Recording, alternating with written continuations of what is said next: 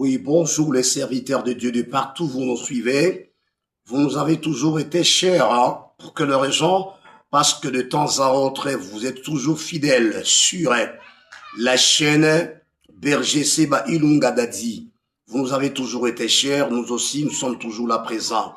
Oui, je m'excuse pour le temps qui a été parfois fait pour ne plus également parfois participer ou passer pour enseigner, mais quand même il y avait ceux-là qui savaient que non, le berger a été éprouvé. Alors nous avons perdu, j'avais perdu, s'il faut le dire, le petit frère. Quand nous disons nous avons, c'est-à-dire vous et moi, nous avons perdu le petit frère. Il fallait quand même entendre les obsèques être réalisées, être accomplies. Parce qu'avec le gouvernement, du fait qu'il était militaire, nous devrions toujours suivre le mois qui nous avait, en tout cas, alloué. C'est ainsi que presque 2 mois, je ne me suis pas fait apparaître également devant le serviteur, je le servante qui, en réalité, de temps à autre, nous suivait. Merci beaucoup pour votre patience parce que je constate presque le même nombre d'abonnés, c'est le même nombre que je rencontre même aujourd'hui. En tout cas, vous m'avez témoigné que vous êtes fidèles. Même les autres qui me disaient que pasteur, nous vous suivons surtout le thème que vous avez épinglé au sujet du mariage, nous les suivons de temps à autre. Effectivement, merci beaucoup, que Dieu vous bénisse de partout où vous nous suivez. Et nous disons merci pour ceux-là qui nous avaient également soutenus dans des prières, dans de finances. Vous savez, vous avez été toujours à cœur avec nous. Vous ne nous avez pas laissés. Il y avait ceux-là qui nous avaient quand même soutenus financièrement, d'autres moralement, d'autres spirituellement, d'autres dans des prières. Voilà, c'est pour cette raison, nous repassons également aujourd'hui, après avoir prié un certain moment. Oui, après encore un certain moment, nous avons encore coupé les égondés. Alors, après encore les égondés, nous nous sommes allés jusqu'à faire la prière du 30 mai 2026. En tout cas, c'était bon. Je vous dis, c'était bien passé, parce que il fallait que nous puissions quand même demander la présence du Saint-Esprit dans tout ce que nous sommes en train de faire. C'est pour cette raison, maintenant, aujourd'hui, nous nous retrouvons encore pour continuer les enseignements. Ce que je vais demander, il y a les enseignements que j'avais déjà commencé, que je n'ai pas pu terminer, parce que moi, quand je commence un enseignement, je commence une vidéo, après quoi, il faut aller à la vidéo finale. Et quand bien même vous nous suivez et que vous êtes parfois ressent sur la chaîne Berger Seba Ilunga Dadi, vous vous rendez compte que vous tombez sur la vidéo numéro 1, 2, 3, ainsi de suite. Il suffit que le même thème, que vous arriviez à la dernière vidéo dont nous étudions toujours la vidéo finale. Là, dites que nous avons terminé l'enseignement. Aussi longtemps que vous cherchez la vidéo numéro 2, numéro 3, 4 et 5, vous n'êtes pas arrivé à trouver la vidéo finale, c'est-à-dire l'enseignement, le thème continue toujours. Que Dieu soit béni. Merci beaucoup. Je suis entré que je pinglais à ce qui concerne la circoncision. Est-ce que la circoncision était nécessaire ou n'est pas nécessaire? Nous avons démontré comment a été la brise de l'union de la première église que nous appelons l'église primitive. Je parlais également pour le baptême qui n'était pas terminé. Il y a quand même le sujet qu'on n'avait pas encore terminé, mais quand nous sentons un besoin pour répondre à toutes les questions, là parfois nous laissons d'abord un tout petit peu un thème qui a été commencé pour répondre d'abord à ceux-là qui ont des problèmes. J'ose croire également parler au sujet des les Africains qui ont été les pionniers de l'expansion de l'évangile du premier siècle. Quand les gens vous disent que non, ce sont les Blancs qui nous ont emmené l'évangile du christianisme. Donc quand on est malade, on peut dire du n'importe quoi. Mais quand vous vous rendez compte que c'est vous qui êtes les Africains, parce que vous vous minimisez vous-même. C'est vous qui êtes les Africains qui ont été le premier également à apporter l'évangile même en Europe. Si vous ne le savez pas, c'était vous. Mais du fait que ça demande toujours qu'on puisse enseigner de temps à autre pour ramener à la raison tout le monde qui se disent que nous sommes kamites. Mais, c'est autre chose, si vous êtes kamites, donc vous ne savez pas ce que vous faites. Tous les kamites adoraient qui? Adoraient le Dieu qui est le Jésus-Christ. Mais aujourd'hui, les Africains se disent qu'ils sont kamites, mais ils se détournent contre Christ. Ils disent, nous ne voulons pas le christianisme, mais ils veulent que quoi? Ils veulent la religion que nous appelons l'animisme. Mais les kamites n'avaient pas adoré, ne faisaient pas cette religion animisme. Ils adoraient le Dieu créateur qui est le Seigneur Jésus-Christ, qui est le Dieu, le Père. Ça, c'est déjà parlé quand vous voulez vous rendre compte de ce que nous vous enseignons, que Jésus est Dieu le Père. Il y a beaucoup de gens qui se posent des questions, pourquoi vous dites que Jésus est Dieu le Père, mais sur la croix, elle est en train d'évoquer le Père. Je suis certain déjà avoir enseigné cela. Sur ce vidéo intitulé Jésus-Christ, Dieu le Père. Suivez toutes les vidéos jusqu'à la fin, vous allez vous rendre compte qui est-ce qui est en train de crier. Il crie à qui? À Dieu, voilà. Donc l'offrande est en train de crier à Dieu qui est esprit. Là, c'est pas notre thème, mais nous devons continuer avec l'enseignement au sujet du baptême. Je n'ai pas dit que je peux pas venir enseigner l'enseignement au sujet de la circoncision, parce qu'il faut que j'y arrive à la fin. Quand même, vous avez compris comment est-ce que Paul est en train de fonctionner. Voilà jusqu'où parler au sujet du baptême, de cet enseignement qui nous a mené pour dire que j'avais commencé, je vous avais dit qu'il y a 7 sortes de baptêmes. Mais en réalité, ce ne sont pas les 7 sortes que je vais tout épingler. Non, nous avons commencé par un baptême que nous appelons le baptême chrétien ou baptême de Dieu. Le baptême de Dieu ou chrétien. Parce que c'est le même baptême qui doit transiter à le passé de l'Ancien Testament vers le Nouveau Testament. Jusqu'à parler que même les enfants d'Israël, même avant les enfants d'Israël, au temps de Noé, le Seigneur a baptisé les gens. Vous savez ça, quand on parle le déluge de l'homme de Dieu, Noé, c'est-à-dire tous ces gens-là qui étaient là, le Seigneur a fait le baptême.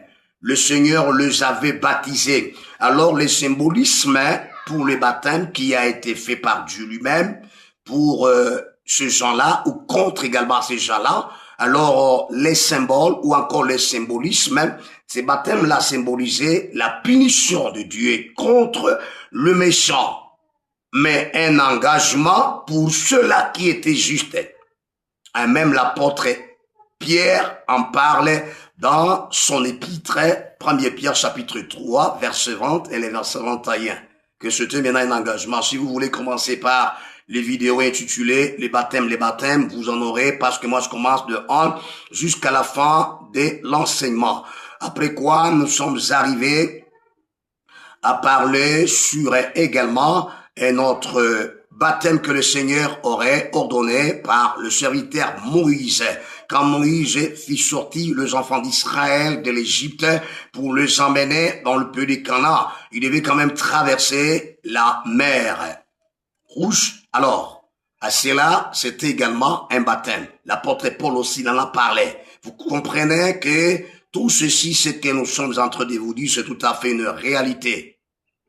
Alors, le serviteur Moïse a fait passer également tous les enfants d'Israël dans ce baptême-là. Et ce baptême symbolisait quoi? Ce baptême symbolisait la croyance du peuple et la crainte qu'il devait avoir devant qui? Devant le Seigneur. Donc la croyance et la crainte des enfants d'Israël à qui? À Dieu. C'est pour cette raison, même l'apôtre Paul l'a épinglé dans 1 Corinthiens, le chapitre 10, le verset 1 et le verset 2. Là, je fais un petit rappel pour ceux-là qui nous suivront et pour ceux-là qui nous suivent. Nous sommes arrivés également au temps de Josué. Josué suit maintenant aller faire pénétrer, faire entrer les enfants d'Israël dans la terre promise. Alors, ces enfants d'Israël finirent par traverser également, alors, la rivière. Alors, à cela, nous voyons, c'était également un baptême. Voilà, ce baptême-là symbolisait quoi? Symbolisait avoir la crainte devant le Seigneur. Parce que il devrait nécessairement subir ce baptême. Frère, ce baptême, c'est très nécessaire dans la vie. Parfois, il y a beaucoup de gens qui ignorent cela. Le baptême est très nécessaire. Tout celui qui m'entend, tout celui qui est chrétien, qui n'est pas encore baptisé, et s'il faut mourir, quand bien même tu es là, saint, tu es juste devant Dieu, mais si tu meurs sans être baptisé, tu es perdu.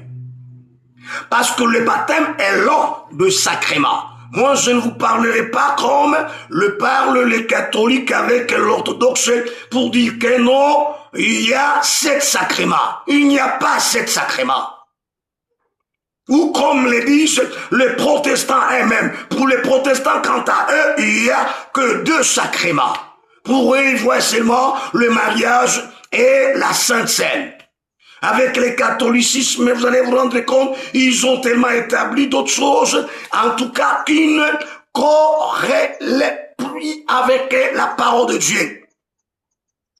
Qui ne se construisent non plus avec la parole de Dieu. Quand ils disent le mariage, d'accord, le mariage c'est un sacrement. Le baptême également est un sacrement. Évidemment, bien sûr que oui. Pour eux, il faut la confirmation, ainsi de suite, il faut la pénitence, il faut l'onction des malades. Non, ça ce sont plus les sacrements. Il faut l'ordre, donc l'ordination. Non. Là, je reviendrai avec un thème qui va traiter le sacrement. Vous allez découvrir les sacrements pour ceux-là qui ont analysé le sens d'écriture et tombé sur le sacrement. Le sacrement ne sont plus 7, non.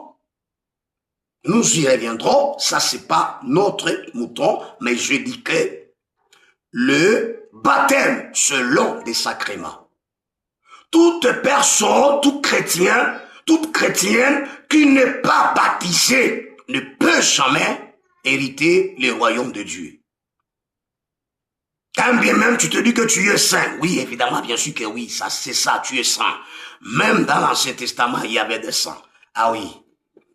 C'est la raison pour laquelle il fallait que ces gens-là commençaient à passer le baptême. C'est pour cette raison que j'ai commencé par l'Ancien Testament. Je vais d'abord faire un petit rappel au sujet du baptême. Attention avec le baptême. Maintenant, je vais parler le baptême du Nouveau Testament avec Jean-Baptiste. Voilà, avec Jean, dont le surnom, il doit y avoir appelé comme Jean-Baptiste. Vous avez quand même compris du baptême de Noé, du baptême de Moïse, du baptême de Josué. Maintenant, quittons ce baptême vers le baptême de Jean-Baptiste dans le Nouveau Testament. Le baptême de Jean-Baptiste dans le Nouveau Testament, c'est un baptême de croyance. De la repentance. Tu vois ça? Donc le peuple devait croire et se repentir. C'est pourquoi lui-même dit que le Seigneur m'a envoyé pour faire ce baptême de repentance que le peuple se repentisse. Lisons. Alors je vais aller jusque même au baptême. 2 apôtres. Pour quelles raisons aujourd'hui on trouve les gens qui se font baptiser au nom de leur chef religieux? Ça, c'est pas la parole de Dieu. Parce qu'il y a certains versets bibliques que vous lisez dans la Bible, parfois vous ne les comprenez pas, vous dites que les gens sont venus, alors ils se font baptiser en Jean, c'est Christ lui-même qui a parlé, mais vous ne comprenez pas cette expression, alors il y a beaucoup, en tout cas des confessions qui font croire, qui se disent que non, alors quand quelqu'un a pris, il faut d'abord qu'il soit baptisé au nom de William Branham, après quoi, au nom de Jésus, quoi que ce soit, ça c'est pas gentil. Oui, ça commençait même par les apôtres. Hein? Je vais revenir un tout petit peu. Maintenant, prenons d'abord le baptême de Jean, parce que je vais un baptême après l'autre et donner le symbolisme. Le rôle, en réalité, le symbolisme est très nécessaire pour toute personne qui nous entend. Alors, le baptême de Jean, c'est un baptême pour avoir cette réalité que je viens de vous parler de Jean-Baptiste, donc, symbolise la repentance de toutes les nations. Donc, les nations, tous les peuples, sans exception, y compris même les Juifs, y compris même les enfants d'Israël. Ils devraient aller se faire baptiser par Jean. Mais les élites, ou encore l'élite israélite, n'avaient pas voulu aller se faire baptiser. Même le Seigneur, quand il enseignait, il leur a repris que vous n'étiez pas allés au baptême de Jean. Je vais arriver là. Prenons quand même le baptême de repentance de toutes les nations, pas seulement la nation israélite, non, de toutes les nations. De là où vous m'entendez, vous êtes quelqu'un, vous êtes de tel ou tel pays, de tel continent, tu es chrétien, mais tu ne t'es pas encore baptisé. Attention, vous risquez la vie éternelle, c'est-à-dire vous courez un grand risque. Lisons la parole de Dieu, Matthieu chapitre 3, le verset 11. Chapitre 3, le verset 11 qui dit, « Moi, je vous baptise d'eau. » Si quelqu'un pourra me dire, pasteur, ce qu'est le sujet en réalité, et ce que le verset biblique quand même principal. Le verset biblique principal, c'est le verset de Matthieu, le chapitre 28, le verset 19. Allez et faites toutes des nations des disciples, le baptisant au nom du Père, du Fils et du Saint-Esprit. C'est de là que la plupart des gens s'est créé la Trinité. La Trinité n'existait pas. Nous sommes les unitaires et non pas des trinitaires. Merci. Alors, lisons. Moi, je vous baptise d'eau pour vous amener à la repentance. Mais celui qui vient après moi est plus puissant que moi. Et je ne suis pas digne de porter ses souliers. Lui, il vous baptisera du Saint-Esprit et de feu. D'accord. Je ne suis pas encore arrivé pour parler du baptême du Saint-Esprit, du baptême de feu. Là, nous en verrons plus tard. Dans les baptêmes des gens, le Seigneur a envoyé Jean-Baptiste pour qu'il vienne avec un baptême de la repentance. Vous allez vous rendre compte que Jean-Baptiste que voici n'a jamais accompli un miracle, n'a jamais fait miracle, n'a jamais prié même sur un malade pour le guérir, n'a jamais fait marcher même un estropié ou un boité. Non. Mais Jean-Baptiste, sa mission que Dieu lui aurait confiée, c'est aller prêcher le baptême de la repentance de toutes les nations sans exception. C'est la raison pour laquelle si vous lisez d'autres synoptiques, vous vous rendrez compte que même les autres habitants d'environ étaient venus se faire baptiser. Même le putain était venu se faire baptiser. Nous allons y arriver petit à petit. C'est ça sa mission, pour préparer la venue du Messie qui doit venir, qui trouve que tout endroit est arrangé, est préparé.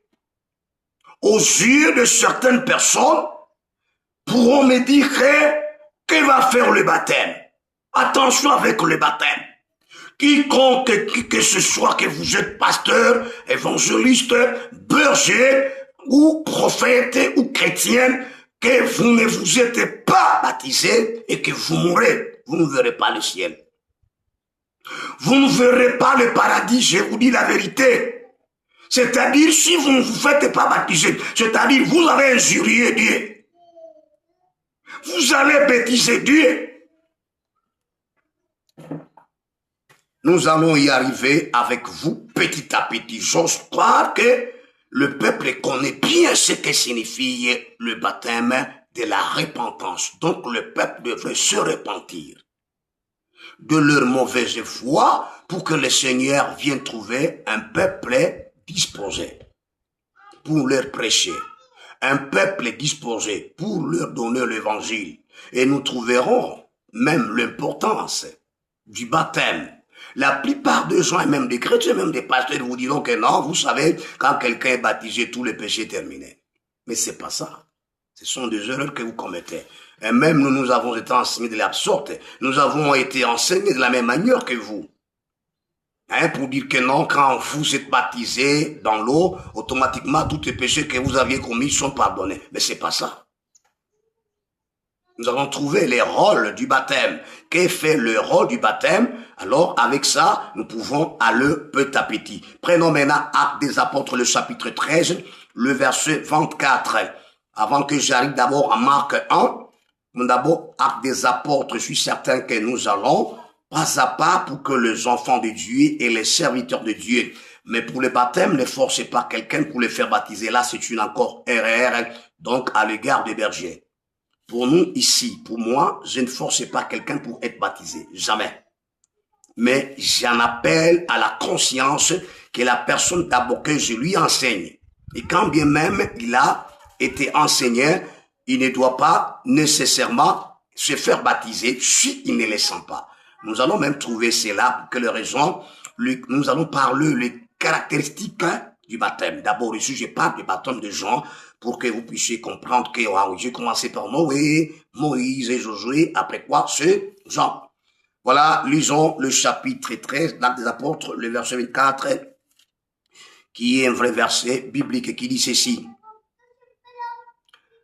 Avant sa venue, je vais commencer au verset 23, c'est de la postérité de David que Dieu, selon sa promesse, a suscité à Israël un sauveur qui est Jésus. Un sauveur qui est Jésus. D'accord. Avant sa venue, donc avant la venue de Jésus-Christ, Jean avait prêché le baptême de la repentance à tout le peuple d'Israël. Pas seulement au peuple d'Israël, même à tout le peuple qui était aux alentours. Il venait se faire baptiser. Il leur signifie ouvertement que je vous baptise pour vous amener à la repentance. Donc les gens venaient confesser. Les gens venaient se repentir. Pas comme aujourd'hui nous constatons un pasteur qui va baptiser une jeune femme, une fille tresser le cheveux avec des maquillages. Ça, ce n'est pas l'évangile. Ça, c'est ce qui ressemble à un évangile. Taxez-moi de tout ce que vous voulez, quand même, j'aime dire la vérité. Ah oui, ça, ce n'est pas l'évangile. Quand sur le baptême de la repentance, ce n'est pas pour craindre d'abord de la repentance que personne, tout ce qu'il faisait là, que la personne revienne de sa mauvaise foi. Quand la personne revient de sa mauvaise foi, alors maintenant, donc, elle le disposait pour qu'elle vienne maintenant rencontrer, qu'elle vienne maintenant recevoir l'évangile de Jésus-Christ. Sinon, le peuple ne sera pas disposé. Voilà, ça c'est clair. C'est étonnant voir un pasteur qui va baptiser une dame avec des boucles dorées. Non, ça ne se fait pas. Elle est toujours dans la suivre. Elle suit son corps et elle suit son âme. Là, ce n'est pas biblique et ce n'est pas réel. Voilà que le pasteur, les hommes de Dieu se sont écartés à la réalité. Après quoi, ils vont se dire que j'ai baptisé 1000 personnes, j'ai baptisé 5000 personnes. Donc vous n'avez jamais baptisé. Il y a même un baptême raté. Je vais revenir, je vais vous parler de ça. Vous vous souvenez de Simon? Simon le magicien a été baptisé, mais il a copé un baptême raté. Donc on est allé baptiser quelqu'un qui était plein dans les liens du péché. La Bible témoigne clairement. C'est de cette façon que les gens se félicitent d'avoir baptisé beaucoup de sœurs, beaucoup de frères. Moi, c'est pas ça. Même l'apôtre Paul dit que le Seigneur ne m'a pas envoyé pour baptiser, mais pour prêcher l'évangile. Attention. C'est qui prime d'abord de l'évangile qui prime d'abord, que l'évangile entre dans le cœur de la personne.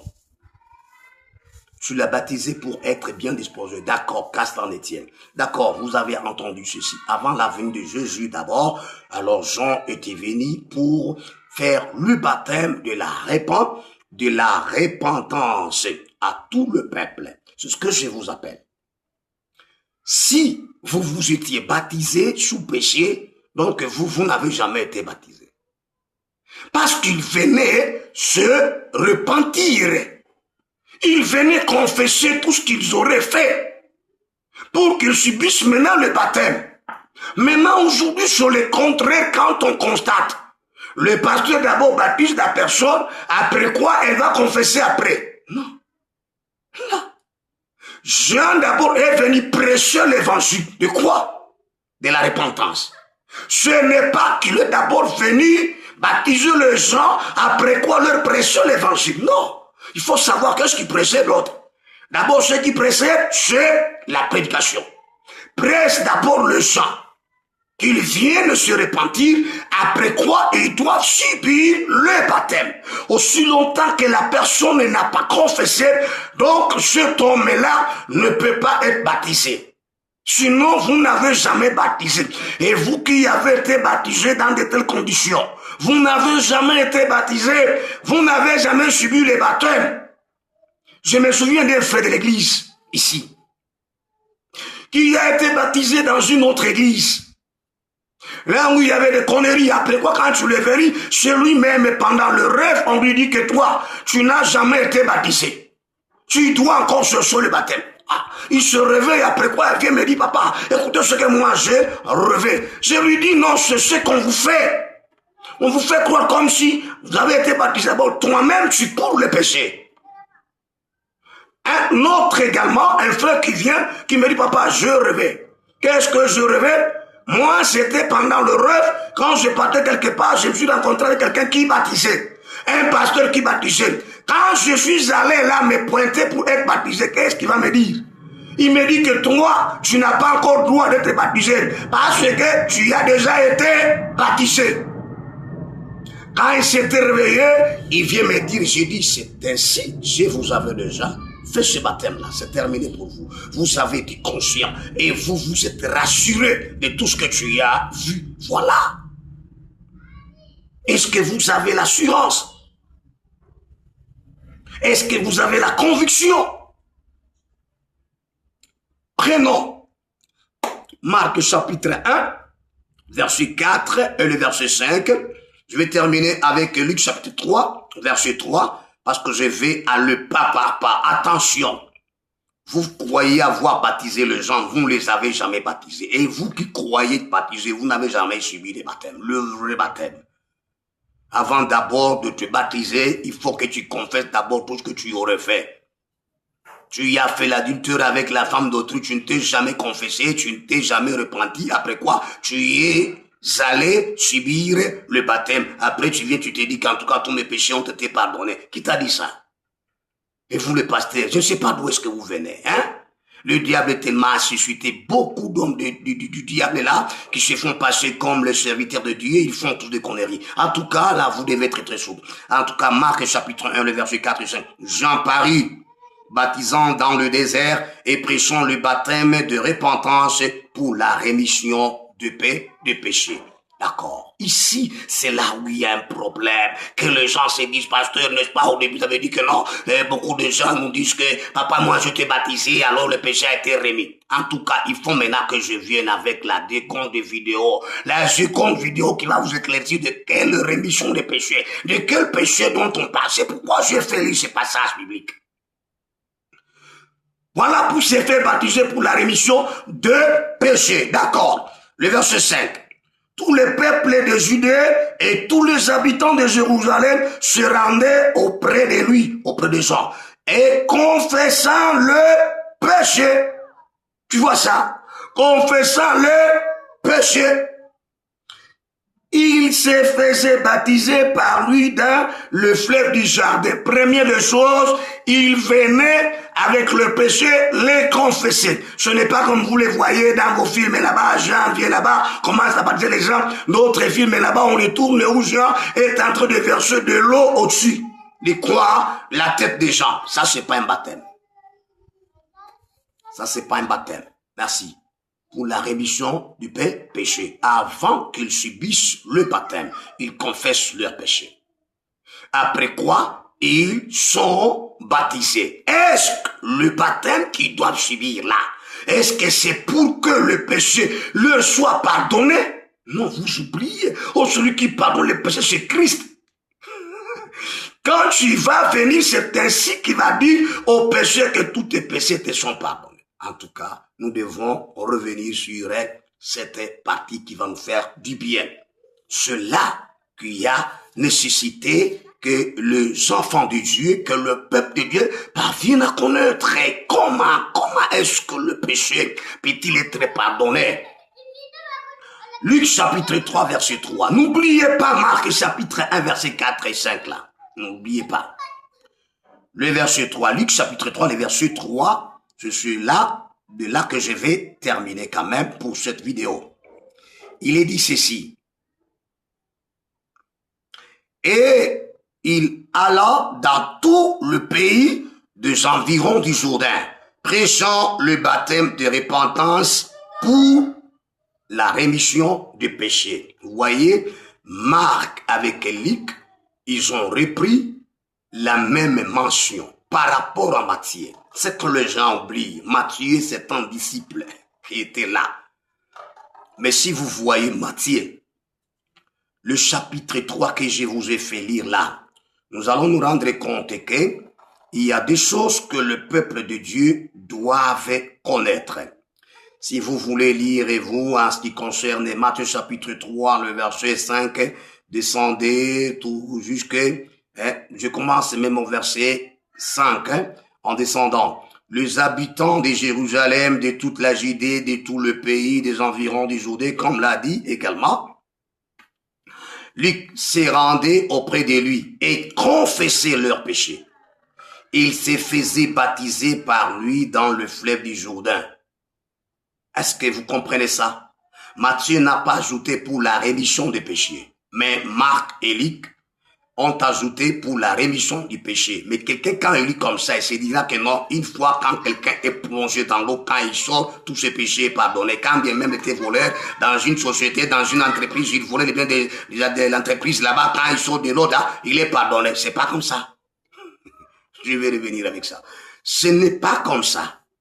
Vous voyez que Marc, Luc ne sont plus des apôtres, ne sont plus des disciples de Jésus. Seuls Matthieu et Jean, qui firent apôtres et disciples de Jésus. C'est ainsi, la plupart des gens vous diront que vous voyez dans la Bible, il y a des contradictions. Frère, dans la Bible, je vous dis, il n'y a aucune contradiction. Et si vous en trouvez, faites-moi signe et je vais vous en expliquer. C'est pour cette raison, j'aimerais ouvrir, en tout cas, cette partie pour que je puisse l'ouvrir dans une autre vidéo. Là, je vais vous dire de quoi il s'agit. Pourquoi Matthieu n'a pas écrit ça? Luc a écrit et Marc, qui n'était pas des apôtres, qui n'était même pas des disciples de Jésus. Matthieu, lui, se réserve. Matthieu connaît pas ce qu'il était avec Jésus. Et quand Jésus enseignait, Matthieu comprenait, Matthieu a connu quel est l'enseignement. Or, c'est Jésus qui viendra pardonner quand bien même il sera poursuivi par les pharisiens, par le scribe, pour dire que qui est cet homme ici qui blasphème, parce qu'il pardonne même les pécheurs que pas. Celui qui doit pardonner les pécheurs n'est fils que Dieu, seul. Or, lui aussi se dira que les fils de l'homme sur la terre a le pouvoir de pardonner les péchés, de remettre les péchés. Merci beaucoup, c'était le berger Sheba Ilunga Dadi. Je vais revenir et pour maintenant ouvrir la parenthèse qui a été ouverte dans cette vidéo. Nous vous invitons de vous abonner, nous vous invitons en tout cas de liker, de partager pour sauver nos frères qui ont été baptisés illégalement. Ainsi que vous êtes berger, vous êtes pasteur et vous êtes homme de Dieu, vous avez baptisé les gens de cette manière, en tout cas vous devez qu'à refaire le baptême. Vous n'avez jamais baptisé. Je vous dis la vérité, vous n'avez jamais fait un baptême. Que Dieu vous bénisse et de partout où vous nous suivez. C'était le berger Sheba Ilunga Dadi. Nous vous invitons à vous abonner pour que vous puissiez connaître en tout cas la profondeur de la parole de Dieu et ses enseignements. Vous ne serez jamais déçus et vous serez là pour rassurer et avoir une conviction de votre foi. Que Dieu vous bénisse. Amen.